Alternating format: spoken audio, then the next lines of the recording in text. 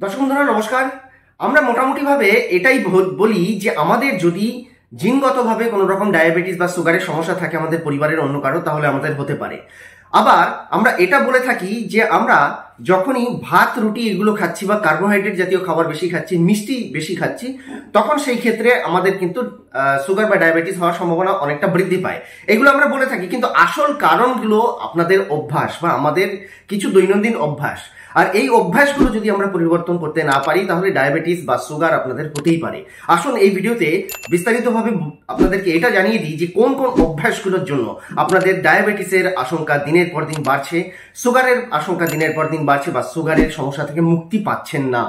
ওষুধ মুঠো মুঠো খাওয়ার পরেও কোনো রকম রোগে কোনো সারা শব্দ মিলছে না। সবচেয়ে প্রথমে যে কথাটা বলবো বন্ধুরা, ভাত রুটি মিষ্টি এগুলো যেগুলো আছে এগুলো মিথ ছাড়া কিছু নয়। ঠিক আছে, এইগুলো খেলে আপনার ডায়াবেটিস হয়তো বা যার ডায়াবেটিস হয়েছে তার ক্ষেত্রে প্রবলেমেটিক হতে পারে, কিন্তু যার ডায়াবেটিস নেই, যার সুগার নেই, সেই ক্ষেত্রে ডায়াবেটিস তৈরি হবে এরকম আশঙ্কা করাটা খুব একটা ভালো ব্যাপার নয়। অর্থাৎ এই আশঙ্কাটা একেবারেই ভিত্তিহীন। আপনি মিষ্টি খেলে আপনার ডায়াবেটিস বেড়ে যাবে বা ডায়াবেটিস শুরু হবে, বা আপনার যদি ভাত রুটি কার্বোহাইড্রেট জাতীয় খাবারগুলো আলু এগুলো বেশি খেতে আরম্ভ করেন তো সেই ক্ষেত্রে আপনার ডায়াবেটিস হতে পারে। তো এই ধরনের ব্যাপারগুলো যেগুলো রয়েছে এগুলো মিথ এক একটা। আপনাদের ডায়াবেটিস হওয়ার পিছনে মূল কারণ হচ্ছে আপনাদের শরীরে যে ইনসুলিন আছে, ইনসুলিন হঠাৎ করে কমে যাওয়া। আর সেটা কমে যাওয়ার পিছনে অনেকগুলো কারণ আছে। প্রথম, আপনাদের যে অভ্যাসগুলো আছে সেই অভ্যাসগুলো পরিবর্তন করতে হবে। প্রথম অভ্যাস, যদি ধূমপানের অভ্যাস আপনার থেকে থাকে এবং অ্যালকোহল নেওয়ার অভ্যাস আপনার থেকে থাকে, তাহলে পরে আপনার ডায়াবেটিস হওয়ার আশঙ্কা অনেক অনেক পরিমাণে বৃদ্ধি পেতে থাকে।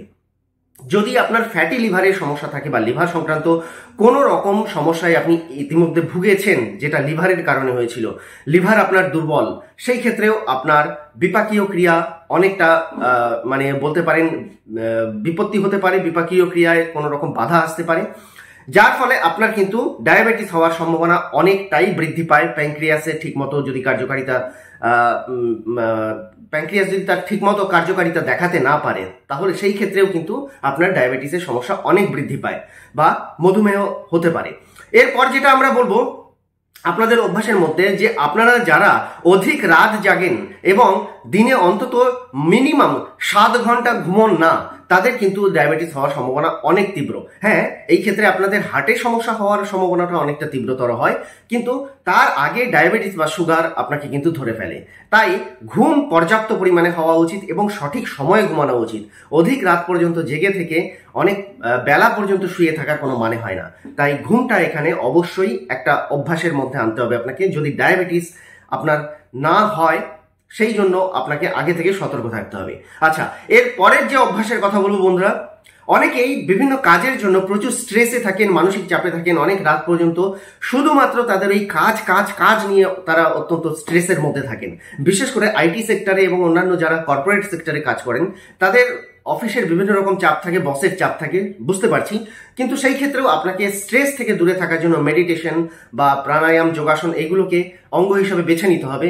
কারণ আপনি যদি ক্রমাগত স্ট্রেসের মধ্যে থাকেন, আপনার ডায়াবেটিস হওয়া কেউ আটকাতে পারবে না। এর পরবর্তীতে যে কারণটা বলবো বন্ধুরা, আপনারা অনেকেই শুধুমাত্র আমরা বাঙালিরা যারা আছি মাছ মাংস ইত্যাদি খেতে ভীষণ পছন্দ করি, আমিষাশী আর কি। আমিষ জিনিসটা হলেই ব্যাস আমাদের আর কিছু লাগে না। কিন্তু আপনারা ভুলে যান যে প্রচুর পরিমাণে শাকসবজি যদি আপনারা না খান, তাহলে সেই ক্ষেত্রে আপনার কিন্তু ডায়াবেটিস হওয়ার সম্ভাবনা অনেক অনেক তীব্রতর হয়ে থাকে। সিজনাল যে কোনো ফ্রুট এবং অবশ্যই শাকসবজি দৈনন্দিন জীবনের তালিকায় থাকতেই হবে। আচ্ছা, এরপর ডায়াবেটিস কোথায় হয়, কার হয় দেখুন। যাদের ইউরিক অ্যাসিডের সমস্যা অলরেডি আছে, যাদের কিডনি সংক্রান্ত কোনো রকম সমস্যা রয়েছে, তাদের ক্ষেত্রে কিন্তু ডায়াবেটিস হওয়ার সম্ভাবনা অনেক বেড়ে যায়। অর্থাৎ আপনার যদি ইউরিক অ্যাসিড অলরেডি হয়ে আছে, আপনার ইউরিক অ্যাসিডের সিমটম কোনো সময় ছিল, এখন হয়তো নেই, সেই ক্ষেত্রে আপনাকে কিন্তু সাবধানতা অবলম্বন করে চলতে হবে। আপনাকে সেইভাবে একটা নির্দিষ্ট জীবনশৈলীর মধ্যে নিজেকে সবসময় রাখতে হবে, যেখানে জীবনশৈলীর বাইরে আপনি কখনোই একটা অনিয়মিত রুটিনের মধ্যে যাবেন না। তাহলে পরে কিন্তু আপনার ভবিষ্যতে সুগারের সম্ভাবনা অনেকটাই বৃদ্ধি পাবে এবং সুগার হবেই। পরবর্তী কারণটা আপনারা অনেকে জানেন বা জানেন না, তবু বলে দিই। আপনারা অনেকেই রাতের খাবার তো খাচ্ছেন, কিন্তু সকালবেলায় ওঠার পর কাজের তাড়াহুড়োর জন্য বা অফিসে যাওয়ার চাপের জন্য অনেকে ব্রেকফাস্ট স্কিপ করে দেন। আবার অনেককে দেখা যায় শুধু ব্রেকফাস্টে, আমি নিজে অনেককে দেখেছি, চায়ের দোকানে দাঁড়িয়ে সিগারেট একটা অবশ্যই নেবেন এবং চা পান করবেন, কিন্তু ব্রেকফাস্টে অন্য কিছু তারা খান না। এটা একটা মস্ত বড় ভুল আপনারা করে থাকেন। যদি এই ধরনের অভ্যাস আপনার থেকে থাকে, সকালের ব্রেকফাস্ট যদি আপনি স্কিপ করে চলে যাচ্ছেন, তাহলে আপনার ডায়াবেটিস হওয়া কেউ আটকাতে পারবে না। ইন ফিউচার আপনার কিন্তু ওবেসিটির সমস্যা আসবে, কোলেস্টেরলের সমস্যা আসবে, এবং সেখান থেকে ডায়াবেটিস আপনার আসবেই। আর এই ক্ষেত্রে আরেকটা কথা বলে রাখি, যেটা আমার লিস্টের মধ্যে ছিল না, তবু বলে রাখা ভালো, সেটা হচ্ছে যদি আপনার কখনো কোলেস্টেরল হয়ে গিয়ে থাকে বা কোলেস্টেরল দেখা দেয়, তাহলেও আপনি সাবধান হয়ে যান, কারণ ভবিষ্যৎ কিন্তু ভালো নয়। আপনার কিন্তু ডায়াবেটিস অথবা সুগার, যেটাই বলুন না কেন, সুগার থেকেই ডায়াবেটিস আসে, তো এটা কিন্তু আপনাকে খুব সহজেই ধরতে পারে। তাই আপনাকে আগে থেকে সাবধান হতে হবে। এই কয়েকটা কারণ ছিল যে কারণগুলোর জন্য নর্মালি আমাদের সুগার ডায়াবেটিস হয়ে থাকে, ইনসুলিনের মাত্রা কমতে থাকে এবং শরীরের বিপাকীয় হার কমতে থাকে। তার সঙ্গে আরেকটি জরুরি গুরুত্বপূর্ণ কথা হচ্ছে, আপনারা যদি কায়িক পরিশ্রম না করেন না, যদি ফিজিক্যাল অ্যাক্টিভিটি একদম কম থাকে, সারাদিনে যদি আপনার শরীর থেকে যথেষ্ট পরিমাণে ঘাম না বেরোয়, তাহলে পরে আর কিসের কাজ করলেন, কিসের মানব জীবন আপনি পেলেন? একটু পরিশ্রম করতে শিখুন। আর কত এই স্মার্টফোন আর এই কিপ্যাডে টিপটপ করবেন, কোনো লাভ নেই। শরীর বাঁচলে সব বাঁচবে। তাই শারীরিক কায়িক পরিশ্রম করুন, ডায়াবেটিস থেকে অনেক শতহস্তে দূরে থাকতে পারবেন। শুধু ডায়াবেটিস কেন, সমস্ত রোগ থেকে দূরে থাকতে পারবেন। কায়িক পরিশ্রম, যোগাসন, প্রাণায়াম এবং নিজের পক্ষে একটু হাঁটা চলা তো করতে হবে নাকি? তো এইগুলো একটু করুন। শুধু মাছ ভাত আর মাংস ভাত খেলে লাভ হয় না লাইফে। তো এইগুলো করে যান, দেখবেন অনেক উপকার পাবেন। খুব তাড়াতাড়ি দেখা হচ্ছে একটি নতুন ভিডিওতে। ভালো থাকবেন, সুস্থ থাকবেন। নমস্কার।